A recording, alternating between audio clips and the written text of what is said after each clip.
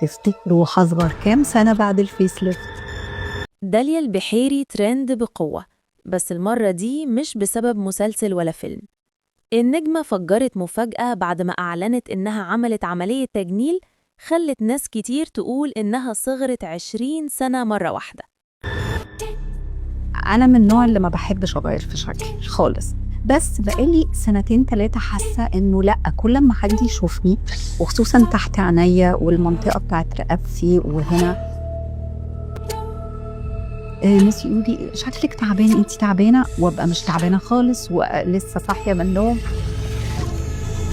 ان شاء الله في العمليه هنعمل فول فيس ريجوفينيشن. احنا في حاجات واضحه قوي عندنا بالذات في اللور فيس هنا، طبعا في نزول هنا في الرقبه، في الجاولز نازله، الخد نازل، هناخد الشيب ده.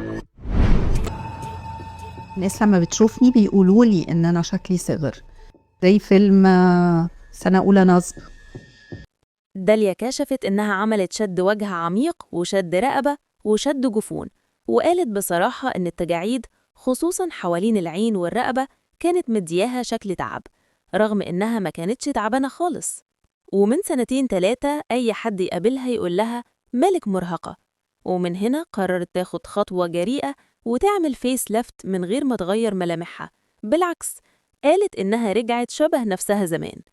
والأجرأ إنها نشرت صور قبل وبعد من غير مكياج، ووجهت رسالة شكر لجمهورها على الدعم، وأكدت إن شكلها الحالي قريب جداً من شكلها في فيلم سنة أولى نصب سنة الناس لما 2004. بتشوفني بيقولوا ولغاية لي ان هنا انا شكلي انتهى صغر، الفيديو.